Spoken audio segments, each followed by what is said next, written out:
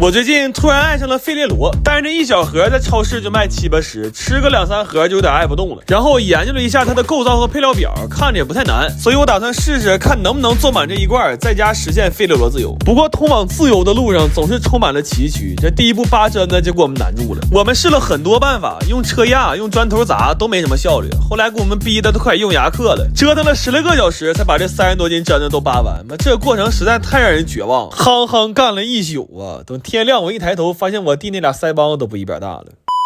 然后有了这些针的人，就可以把老演员请出来做真的巧克力酱了。我一直觉着费列罗有点太甜了，所以就想多抹点真的酱放里，结果一磨就是7个小时，给石磨的磨盘都磨包浆了。接下来就要做非常变态的第3层，它需要4个步骤才能做出这1个小半球，但我们需要1000来个球。然后买不着大小合适的圆形模具，我们找了一圈把家里水管嘎了。等干完这一道流水线之后，我们真是有点心突突了。我当时心里就一个想法，我现在罐能不能装满就随缘吧。真的，我从未如此渴望我活着。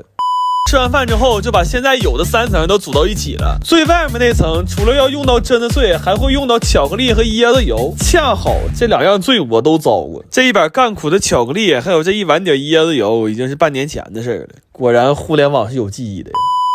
完了裹最外层的时候，我去偷点懒，就买了好多药丸盒当模具，但是脱模之后发现给巧克力做成大力丸了。后来到底还一个一个手动干，再拿到外面冷藏一下，这自制费列罗就算完成了。掰开一个看了看，这个流心状态还是挺好的。然后对比了一下，在外观来讲，我们做的和原版还是有区别的，当然口味和口感是非常相近的，甚至我认为自己在家做的还会更香一点，成本也省了好多。自己在家做合到最后是1块2一个，但前提是得能熬5天大夜。不过唯一的不同是我们自己做这个巧克力需要有一个门槛，就是得会竖刺儿，因为吃的时候总能听着嘎嘣一声。后来发现吐出来了少许榛子壳。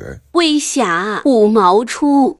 我前段时间被一个视频种草了富平柿子饼，那柿子饼金黄的，掰开还有点流心的状态，看着可给我馋坏了。所以我买了400斤富平柿子，我寻思我也在家做的，但是这玩意儿在家做很麻烦，因为没有什么太趁手的工具。这1500多个柿子，我们愣是一个一个拿挠子削的皮。而且这柿子饼在晾的时候，对温度和湿度都有很严格的要求。但是11月份的哈尔滨晚上已经零下了，就是它极有可能还没等晾成柿子饼呢，就先奔冻柿子去了。所以我们就白天拿在外面晾，晚上再搬回来开窗通风。就这么折腾了3天之后，柿子还真是一个都没动，但我们算是彻底凉透了。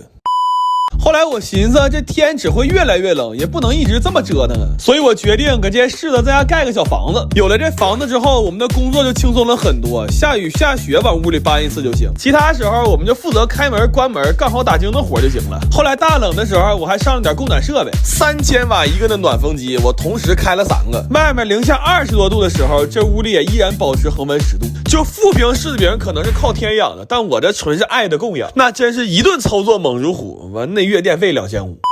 这柿子晾到缩水2/3的时候，再等几天就可以挑软柿子捏了。就是在这几天里，我发现柿子棚里陆续多了好多这样空绳，问谁都说不知道，于是我干脆上了50把锁，每人分了10把钥匙。我算是品出来了，对于互相不信任来说，唯一的解决办法就是互相制约。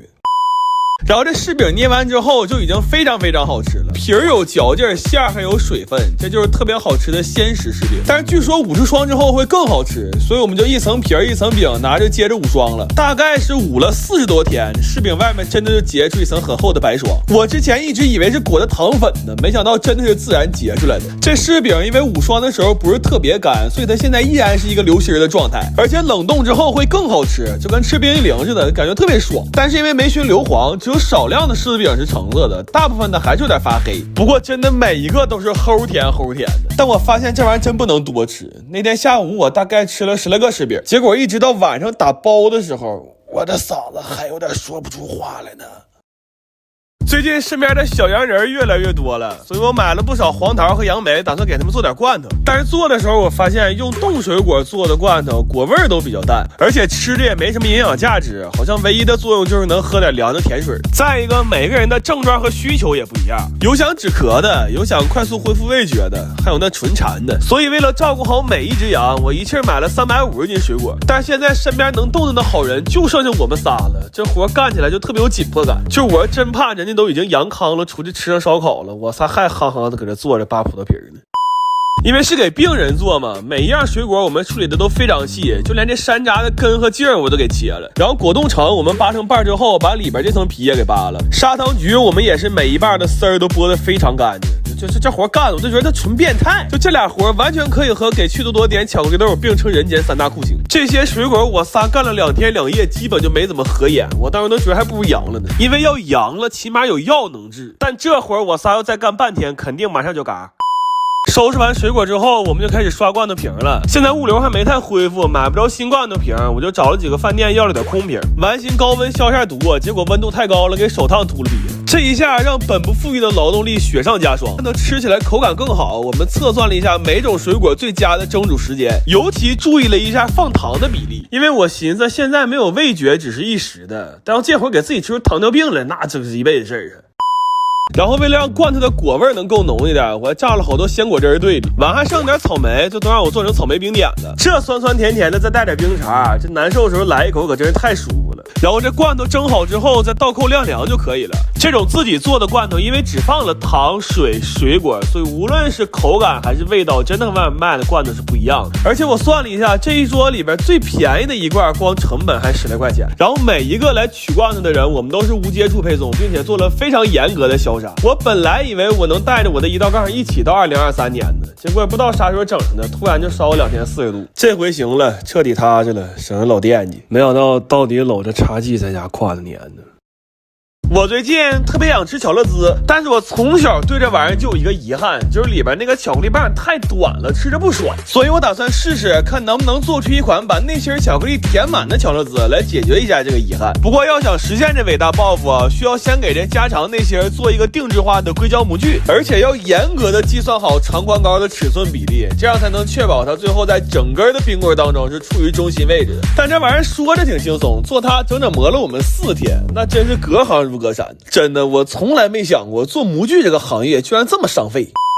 做好了这个碟就可以逐层开始做冰淇淋了。最里边这个脆球，我刚开始想用爆米花机崩点高粱米，但是米花放在巧克力里实在是太抢味了，就特别像脆香米，而且火候也不太好掌握。有一代着急开盖，给我哥皮鞋都烫漏了，所以这个做法直接让我给搬了。后来我发现麦丽素的做法也很适合做这个脆球，但是麻烦的是巧乐兹里的球又小又多，而且没什么批量生产的办法。也就是说，这1000根冰棍里要用到的所有小球都需要我们这样一个一个点出来，然后放到烤箱里烤才行。我们从下午点到中午，一共点了4万多个豆。这流水线干的特别像给趣多多点巧克力豆，就是后来机械到哪怕现在让我们去趣多多工厂，那都可以跨过11期直接上岗。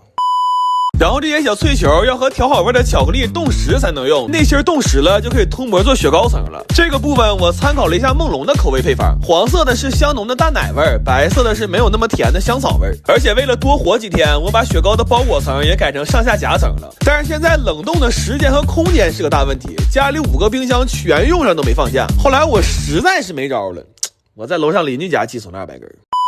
最后做巧克力脆皮的时候，我放了特别多的坚果碎，但是吃的时候发现这样太香了，吃不出来冰淇淋的凉爽，所以最外层我也做成梦龙了。现在这冰淇淋虽然外表平平无奇，但里边每一层都特别饱满，尤其是这根顶天立地的内芯巧克力，这看着就特别过瘾。然后算了一下，这梦乐兹光食材成本就合到8块7一根了。我们从研究模具开始做这玩意儿，一共做了12天呢。